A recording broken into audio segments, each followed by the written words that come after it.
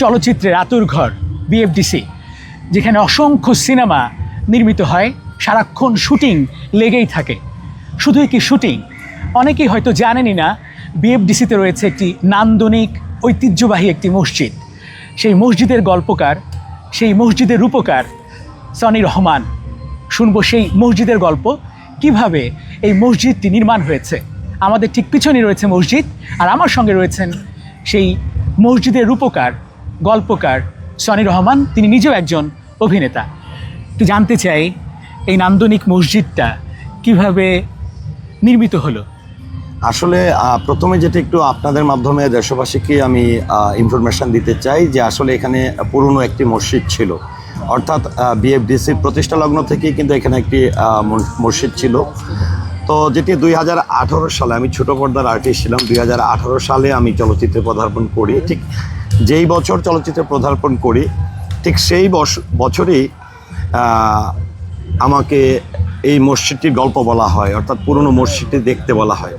আমি দেখতে আসি, দেখতে এসে দেখি যে জলজন্ত একটি মসজিদ, যে মসজিদটিতে পানি উঠলে হাঁটু সমান পানি হয়ে যেত, সাপ মাঝে মাঝে সাপ উঠতো, বা বৃষ্টি বাদল হলেই কিন্তু নামাজ পড়ার উপযোগী ছিল না।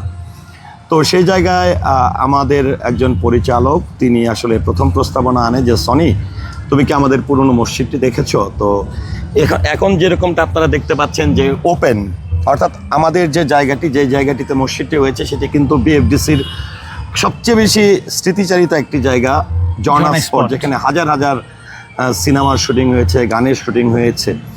তো এই মসজিদটির সামনে তখন পুরনো যখন মসজিদটি ছিল তখন একটি বাউন্ডারি ছিল, যার কারণে এফডিসি যারা দর্শনার্থী আসতেন তারা অনেকেই জানতেন না যে এখানে একটি ইবাদতখানা ছিল।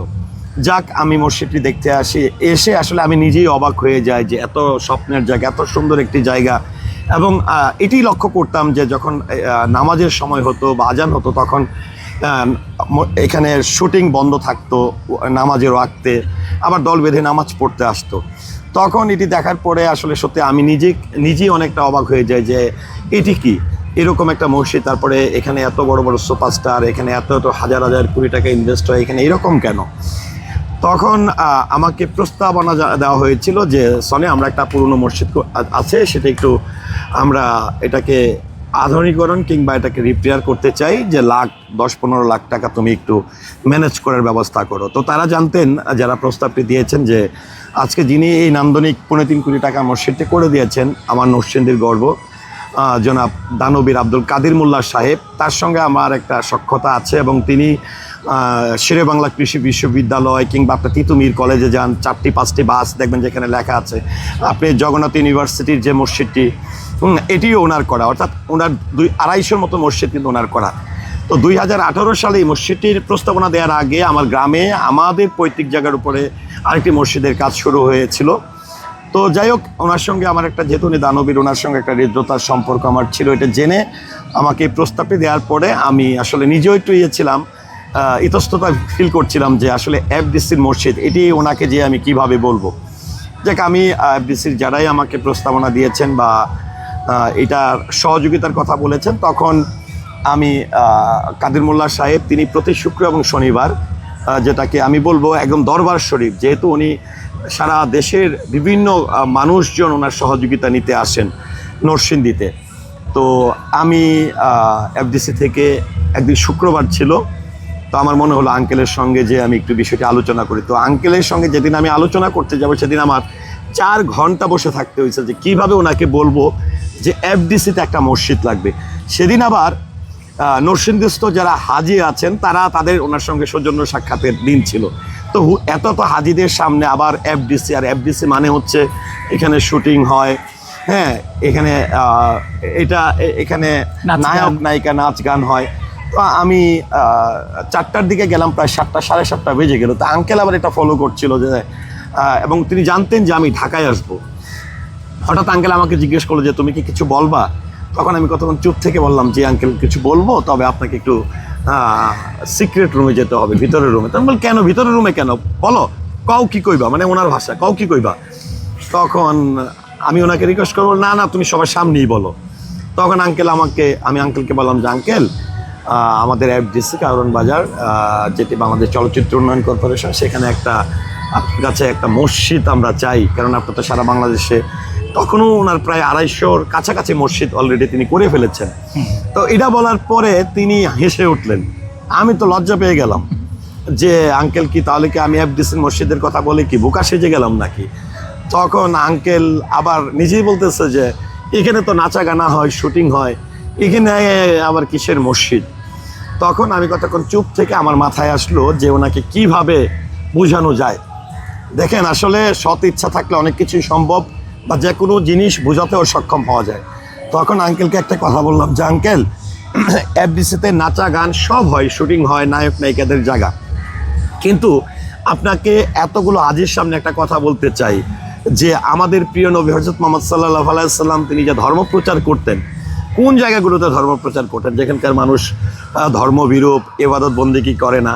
তো আপনি এমন জায়গায় করে লাভ নেই যেখানকার মানুষ এমনি ইবাদত বন্দেগী করে। তারপরেও আমাদের এখানকার মানুষ কিন্তু পুরনো মসজিদ ছিল বা আছে, সেখানে আপনি যদি কখনো এক ওয়াক্তে নামাজের সময় যান তাহলে বুঝবেন যে এখানে নাচা গানের ফাঁকে যখন আজানের সময় হয় কিংবা নামাজের সময়, তখন সবাই কিভাবে নামাজ পড়তে যায়। তো এই নবীজির উদাহরণ ধর্মপ্রচার, এই বিষয়টা ওনাকে খুব আকৃষ্ট করেছেন। তখন আমাকে বললো যে তুমি একটু ঢাকা অফিসে আসো কাকরাইলে। তো কবে আসবো বলো? আমি আঙ্কেল আপনি বলেন। তখন উনি আমাকে রবি কি সোমবার এরকম একটা ডেট দিল। তখন আমার একটু মনে হয়েছে যে যেহেতু এটা বলার পরে আসলে এখানে নবী করিম হযরত মুহাম্মদ সাল্লাল্লাহু আলাইহি সাল্লামের ধর্মপ্রচারকে কিন্তু আসলে আমার মনে হয়েছে যে এটা ওনাকে সবচেয়ে বেশি আকৃষ্ট করেছেন এবং যৌক্তিক ছিল। তখন আঙ্কেলের কাছে গেলাম আমি কাকরাইলে যাওয়ার পরে সেদিনই তিনি তার যেটা হচ্ছে যে উনি কিন্তু কোনো ঠিকাদার বা কারো হাতে টাকা দেয় না। উনি সবসময় ওনার নিজস্ব আর্কিটেকচার আছে, নিজস্ব ইঞ্জিনিয়ার ঠিকাদার আছে, উনি সরাসরি সব কিছু করেন, ডিল করেন। তো পরে আমি কাকরাইলে গেলাম, যাওয়ার দিন তিনি মামুন সাহেব নামের, তখন শেরে বাংলা কৃষি বিশ্ববিদ্যালয়ের যে মসজিদটি রয়েছে এখন, এটার কাজ চলছিল, ওই ইঞ্জিনিয়ার টিমকে উনি ফোন দিলেন, দিয়ে বললেন মামুন এরকম ওই যে এফসিসি আছে না? আমি বললাম আঙ্কেল এফসিসি না, এটা এফডিসি। ও এনে কি নাকি একটা মসজিদ করতে হবে, সনে আসছে, তো দেখো তো এটা কি করা যায়। তখন আঙ্কেল রে মনে হয় ইঞ্জিনিয়ার বলছে যে ঠিক আছে স্যার আমরা এটা দেখতে যাব, তারপরে সয়েল টেস্টের ব্যাপার আছে এগুলো। তখন আমি ছোট এফডিসিতে আসলাম, যারা আমাকে এই প্রস্তাবনা দিয়েছিল ওনাদেরকে আমি জানানোর পর ওনারাও খুব খুশি। তারপরে কিন্তু আমি যখন ক্লিয়ার হলাম, এবং তখন আমার যেটি বিষয়টা ছিল যে ওনারা একটা ডিজাইন করেছিল, এফডিসির যারা এই মসজিদটি করার চেষ্টা করেছিল তারা একটা ফান্ডও করেছিল, একটা ডিজাইন করেছিল। তখন এই ডিজাইনটা দেখে আমার কাছে মনে হয়েছিল যে ডিজাইনটা আমার কাছে ভালো লাগে না, এটি হয়তো 40-50 লাখ 60 লাখ টাকার একটা মসজিদ হবে। তো আমি আঙ্কেল সম্পর্কে আমার ধারণা ছিল যে উনি কিন্তু ধরেন 2-4 লাখ টাকার জন্য ঠেকে আছে এরকম কোনো কাজ করেন, উনি যেই কাজটি করে উনি পরিপূর্ণ নিজের অর্থায়নে সেটি করে। তখন আমি বললাম এইসব ডিজাইন মিজাইন সব বাদ দেন, এগুলো বলা যাবে না, হ্যাঁ চলেন আঙ্কেলকে একটা থ্যাঙ্কস দেওয়ার জন্য আপনাদের যাওয়া উচিত। তো ওরা বললো যে ঠিক আছে। তখন আমি আঙ্কেলের কাছে গেলাম, যে বললাম আঙ্কেল এরকম আপনি এফডিসিতে মসজিদ করে দেবেন। এটা শোনার পরে অনেকে আপনার সঙ্গে আপনার প্রতি কৃতজ্ঞতা জানানোর জন্য, সৌজন্য সাক্ষাৎ করার জন্য আসতে চায়। আঙ্কেল বলেন না না দরকার নাই, আমার কারো চেনার দরকার নাই, আমি তো এমনি করি। তখন আমি বললাম না আঙ্কেল, সবাই পারলে বাস ভরে আপনার কাছে আসে। এটা কিন্তু আমার একটা ছিল আর কি, যে উনাকে ইন্সপায়ার করা আর কি, উৎসাহ দেয়া।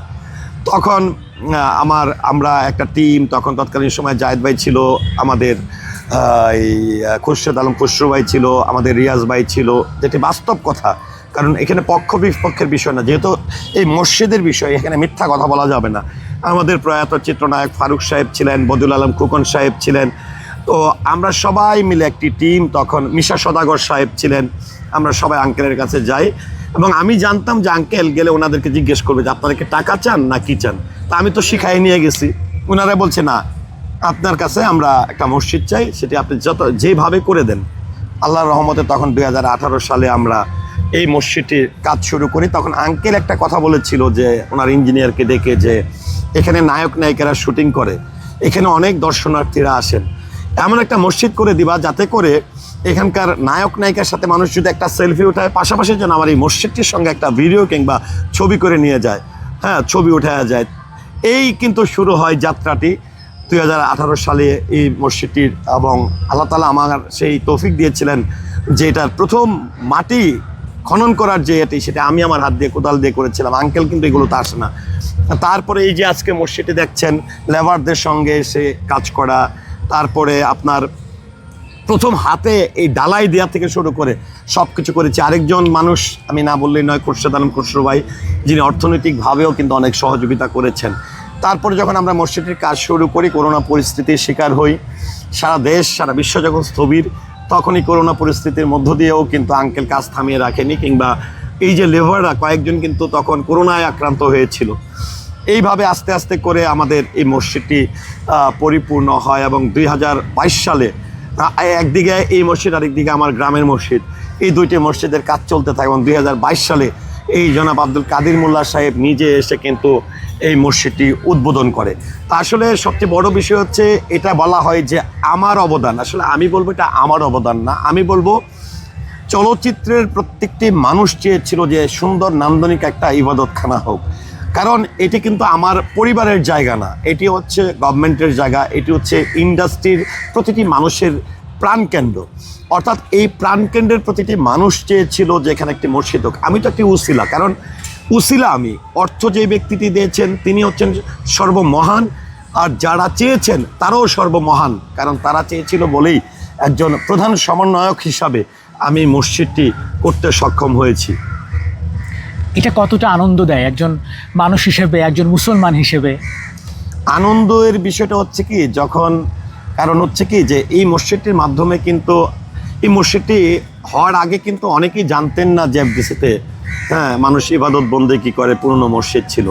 তো যখন এই বিষয়টি স্পষ্ট হলো দেশবাসীর কাছে, তখন এটি আমি মনে করি আমার ইন্ডাস্ট্রি অনেক উচ্চ পর্যায়ে চলে গেছে, মানুষের মনে একটা অন্যরকম স্থান পেয়েছে। তো সেই জায়গায় যখন আমি মনে করি আমার ইন্ডাস্ট্রির যে কোনো সুনাম বা ইন্ডাস্ট্রির প্রতি মানুষের যদি শ্রদ্ধা ভক্তি বাড়ে, তাহলে কিন্তু সেটি ভাগিদার কিন্তু আমি, কারণ এইখানে হাজার হাজার যারা কাজ করেন, শিল্পী থেকে কলাকৌশলী শুরু করে সবাই, তাদের যে কোনো সুনাম, তাদের যে কোনো প্রশংসা, তাদের যে কোনো বিষয় আমার জন্য অনেকটা গর্বের বিষয়, আমার ভালো লাগে। এবং আমি যখন গত 2024-26 বাংলাদেশ চলচ্চিত্র শিল্পী সমিতি নির্বাচন করি, আমি যখন ভোট চাইতে যাই, তখন প্রত্যেকটি মানুষ একটি কথাই বলতেন যে, সনি, এত বছর হয়েছে, ইন্ডাস্ট্রি হয়েছে, তুমি যে কাজটি করে দিয়েছো, এখানে কত নায়ক এসেছে, কত নায়িকা এসেছে, কত মানুষ এখান থেকে হাজার হাজার কোটি টাকার মালিক হয়েছে, সারা বিশ্বে পরিচিতি লাভ করেছে, তো অনেকেই কিছু করে যায়নি, এবং তোমার কারণে এই তুমি সমন্বয়ক হিসাবে জনাব আব্দুল কাদির মোল্লা সাহেবের অর্থায়নে যে সুন্দর কাজটি করে দিয়েছো, তোমার আসলে ভোট চাইতে হবে না। তো এই যে ভোট চাইতে হবে না বিষয়টা এটা না, আসলে আমি, অনেকে চিন্তা করে যে এফডিসির মসজিদ না, আমার পারিবারিক জায়গায় কিন্তু 329% জায়গার মধ্যে কিন্তু বিশাল শিক্ষা প্রতিষ্ঠান, আমাদের পারিবারিক জায়গার উপরে মাদ্রাসা, আমার পারিবারিক জায়গার উপরে এই একই সেম মসজিদের চেয়ে বিগ বাজেট আরও 2 কোটি টাকা বাজেটের কিন্তু মসজিদ হয়েছে। আর আজকে আমি যে কাজগুলো করি, আমি সবচেয়ে বেশি আমি স্মৃতিচারণ করি এবং আমার বাবাকে, কারণ আমার আদর্শ কোনো নেতা, এমপি বা কোনো নির্দিষ্ট ব্যক্তি না। হ্যাঁ, নির্দিষ্ট ব্যক্তি বলতে হচ্ছে যিনি আমাকে জন্ম দিয়েছেন।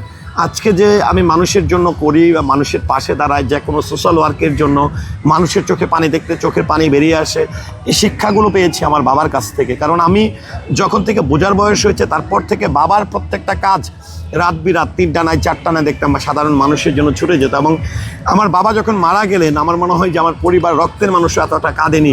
আমার এলাকার খেটে খাওয়া মানুষ থেকে শুরু করে সর্বশ্রেণীর মানুষ যেইভাবে চোখের পানি ফেলেছে। এমনকি আমার বাবা মারা যাওয়ার পরে আমার অনেক বন্ধু বান্ধব ছিল না, আমার বাড়িতে কাজ করে মানুষের বাড়িতে যে আমি যে টাকি মাছ খেতাম না, সে টাকি মাছ খেতাম। আমার বাড়িতে কাজ করার মানুষের শ্বশুর বাড়িতে ঈদে বেড়াতে যেতাম। আমার অনেক বন্ধু বান্ধব মনে করতেন যে এখন আমার বাবা মারা গেছে, এখন হয়তো বা তাদেরকে ফোন দিচ্ছি, যোগাযোগ করছি কোনো অর্থের সহযোগিতার জন্য বা কিছু চাইতে পারি।